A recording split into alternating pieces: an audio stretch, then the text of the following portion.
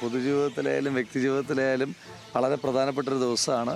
ആ ദിവസം രാവിലെ ആരാധനാലയത്തിൽ പോയി പ്രാർത്ഥിച്ച് തുടങ്ങാമെന്ന് വിചാരിച്ചു. അപ്പോൾ അങ്ങനെ വന്നു, പ്രാർത്ഥിച്ചു. ഇവിടെ ഉണ്ടായിരുന്ന കുറേ ആളുകളെ കണ്ടു. അപ്പം അവരുടെ ഒരു സ്നേഹവും അവരുടെ ഒരു പ്രാർത്ഥനയും അവരുടെ ഒരു പിന്തുണയും എല്ലാം അവർ പറഞ്ഞു. വളരെ പോസിറ്റീവായിട്ടുള്ളൊരു ബിഗിനിങ്. തീർച്ചയായിട്ടും അത് വന്നപ്പോൾ തൊട്ട് ശുഭപ്രതീക്ഷ തന്നെയാണല്ലോ. അത് വ്യക്തിപരമായ ശുഭപ്രതീക്ഷയല്ല. ഞാൻ മുമ്പ് പലതവണ പറഞ്ഞതുപോലെ ബീയിങ് സെക്കുലർ അത് പാലക്കാട് ഒരു അഡ്വാൻറ്റേജ് തന്നെയാണ്. ഇന്ന് എല്ലാ ബൂത്തുകളിലും എത്തിപ്പെടാൻ വേണ്ടിയിട്ടുള്ളൊരു ശ്രമമാണ്. എല്ലാ ബൂത്തുകളിലേക്കും എത്തണം എന്നാണ് വിചാരിക്കുന്നത്. പ്രാർത്ഥന ഉണ്ടാവും. പ്രാർത്ഥന നാടിന് നല്ലതുണ്ടാകുന്ന തീരുമാനം ഉണ്ടാകണം എന്നുള്ളതാണ്. ഇത് ഞാൻ ഇന്നലെയും പറഞ്ഞു. ഇത് തടയേണ്ടത് ഇന്നായിരുന്നില്ല. ഇന്ന് തടയുന്നത് ബൂത്ത് ലെവൽ ഏജന്റുമാർ തടയാൻ പറ്റുന്ന കാര്യമെന്നുള്ളൂ, വലിയ കാര്യമൊന്നുമല്ല. മന്ത്രിയൊക്കെ തടയേണ്ടത് വോട്ടർ പട്ടികയിൽ പേര് ചേർക്കുമ്പോൾ അതിന് വേണ്ടുന്ന കറക്റ്റീവ് മെഷേഴ്സാണ് എടുക്കേണ്ടിരുന്നത്. ദൗർഭാഗ്യവശാൽ അത് BJPയുടെ പരമാവധി ഇരട്ട വോട്ടർമാരെ കയറ്റാനും അതുവഴി CPMൻ്റെ കുറച്ച് വോട്ടർമാരെ ഉറപ്പിക്കാനും ഒക്കെയായിട്ടുള്ള ശ്രമമാണ് അവർ നടത്തിയത്. അപ്പോൾ ഇന്നിപ്പം തടയുമെന്ന് പറയുന്നതിനകത്ത് യുക്തി എനിക്ക് മനസ്സിലാകുന്നില്ല. അത് ബൂത്ത് ലെവൽ ഏജൻറ്റുമാർ ഇപ്പം കള്ളവോട്ട് ചെയ്യാൻ വരുന്ന എല്ലാവരെയും തടയുമല്ലോ. അതല്ലാതെ കള്ളവോട്ട് ചെയ്യാൻ വരുന്നവരോടൊന്ന് പോയി ചെയ്തോളൂ എന്ന് പറയുന്ന ബൂത്ത് ലെവൽ ഏജൻറ്റുമാരെല്ലാം നമ്മൾ ബൂത്തിലെത്തുന്നത്. കുറഞ്ഞ നിരക്കായതുകൊണ്ടാണ് 2 പത്രങ്ങൾക്ക് പരസ്യം നൽകിയതെന്നാണ് ഇന്നലെ MP രാജേഷ് പറഞ്ഞത്. ഞങ്ങൾ 4 പത്രങ്ങൾ കൊടുക്കാതിരുന്നതാണ്, 2 പത്രമാണ് വന്നതെന്ന് പറഞ്ഞു. ഞാൻ വേറെയും 2 പത്രത്തിലെ പരസ്യം കണ്ടിരുന്നു. എന്താ ഈ കോണ്ടന്റിലൊരു മാറ്റം വരുന്നത് അല്ലേ? അപ്പം നമ്മുടെ പരസ്യം എല്ലാ പത്രത്തിലും ഒരേ പരസ്യം തന്നെയായിരുന്നു, എല്ലാ പത്രത്തിലും ഒരേ പരസ്യമായിരുന്നു. അപ്പോൾ ഈ ഓരോ പത്രത്തിനും ഓരോ രീതിയാണ്. നമ്മൾ ഈ മുൻപ് ഈ ഹരികൃഷ്ണൻ സിനിമ ഇറങ്ങിയപ്പോഴും 2 ക്ലൈമാക്സ് ആണെന്ന് കേട്ടിട്ടുണ്ട്. അപ്പം മോഹൻലാലിന് ശക്തിയുള്ള മേഖലകളിൽ മോഹൻലാലിൻ്റെ പോസിറ്റീവ് ക്ലൈമാക്സ്, മമ്മൂട്ടിക്ക് ശക്തിയുള്ള മേഖലയിൽ മമ്മൂട്ടിയുടെ ക്ലൈമാക്സ് ആണെന്ന് കേട്ടിട്ടുണ്ട്. ഇടയിൽ കൂടെ കുഞ്ചാക്കോൻ്റെ ഒരു ക്ലൈമാക്സിനെ പറ്റിയും കേട്ടിട്ടുണ്ട്. അപ്പോൾ ഇത് അതുപോലൊന്നല്ലല്ലോ. ഇത് ഗൗരവതരമായൊരു കാര്യമല്ലേ. അപ്പോൾ ഓരോ പത്രത്തിലും എങ്ങനെ ഓരോ കണ്ടന്റ് വരുന്നത്.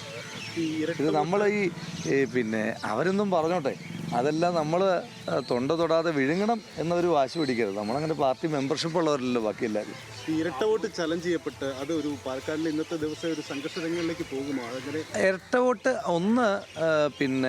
വ്യാജ വോട്ടായിരുന്നു ചെയ്യാൻ വന്നു കഴിഞ്ഞാൽ ഉറപ്പായിട്ടും അത് ചലഞ്ച് ചെയ്യപ്പെടും.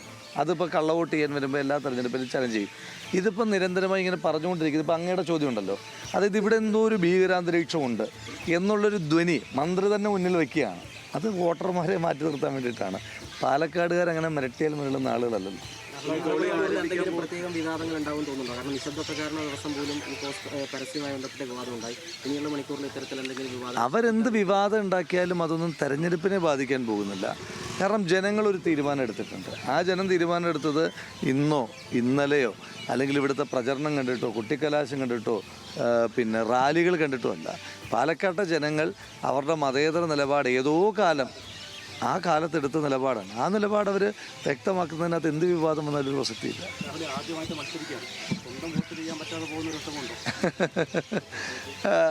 അങ്ങനെ വിഷമമുണ്ടോയെന്ന് ചോദിച്ചു കഴിഞ്ഞാൽ സ്വാഭാവികമായിട്ടും നമ്മളൊരു തെരഞ്ഞെടുപ്പിൽ മത്സരിക്കുമ്പോൾ നമുക്കൊരു വോട്ട് ചേർക്കണമെന്നുണ്ടല്ലോ. പക്ഷേ ഞാൻ ഇങ്ങനെ എല്ലായിടത്തും ഇങ്ങനെ വോട്ട് ചേർത്ത് കിടക്കുന്ന ഒരാളല്ലാത്തതുകൊണ്ട് ഞാൻ അങ്ങനെ ചെയ്തില്ല.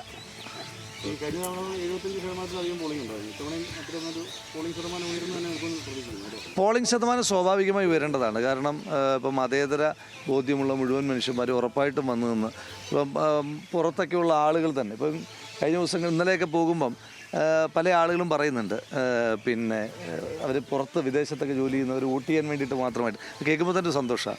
വോട്ട് ചെയ്യാൻ വേണ്ടിയിട്ട് മാത്രമായി ടിക്കറ്റിൻ്റെ പണമൊക്കെ മുടക്കി ഇവിടെ എത്തി എന്നൊക്കെ ആളുകൾ പറയുന്നത് കേൾക്കാൻ തന്നെ സന്തോഷമാണ്. അപ്പം നല്ല പോളിംഗ് ഉണ്ടാകേണ്ടതാണ്. പിന്നെ അതിനകത്ത് പോളിങ്ങിൻ്റെ ഒരു കാര്യത്തിനകത്ത് ഇപ്പം BJPയുടെ ചില കേന്ദ്രങ്ങളിൽ BJPക്ക് ശക്തിയുള്ള ചില മേഖലകളുണ്ടല്ലോ. ആ മേഖലകളിൽ പ്രചരണത്തിന് വേണ്ടിയിട്ട് പോയ സമയത്ത് അവിടുത്തെ വോട്ടർമാർ പറയുന്നുണ്ടായിരുന്നു, ഞങ്ങൾ ഇത്തവണ വോട്ട് ചെയ്യില്ല, BJPക്ക് വോട്ട് ചെയ്യാൻ കഴിയില്ല, അതുകൊണ്ട് ഞങ്ങൾ വോട്ട് ചെയ്യില്ല എന്നുള്ള തീരുമാനമൊക്കെ ചില ആളുകൾ പറഞ്ഞിരുന്നു. അപ്പം അങ്ങനെ വല്ലതും കുറഞ്ഞാൽ മാത്രം ഇപ്പോൾ എല്ലാ പാർട്ടികളും അവരവരുടെ വോട്ടുകൾ എത്തിക്കണമല്ലോ. അങ്ങനെ കുറഞ്ഞാലേ ഉള്ളൂ. അല്ലെങ്കിൽ സ്വാഭാവികതയിൽ ഉയർന്ന പോളിംഗ് ഉണ്ടാകേണ്ടതാണ്. ഭൂരിപക്ഷത്തെ പറ്റി ഞാനൊരു സ്ഥാനാർത്ഥി ആയതുകൊണ്ട് പ്രവചിക്കാൻ ആളല്ല. ഒരു സംഘടനാ പ്രവർത്തകനായിരുന്നു ഈ പ്രവചിച്ചേനെ, ഒരു സ്ഥാനാർത്ഥി കൂടിയാണല്ലോ. അപ്പോൾ എന്തായാലും ഒരു ഒരു ഒരു മികച്ച ഭൂരിപക്ഷം ഉണ്ടാകും. അത് പ്രാർത്ഥിച്ചപ്പോൾ എത്ര ഭൂരിപക്ഷം ആവശ്യപ്പെട്ടു? ആ പ്രാർത്ഥന ജനങ്ങളുടെ മുന്നിൽ വെച്ചായിരുന്നു.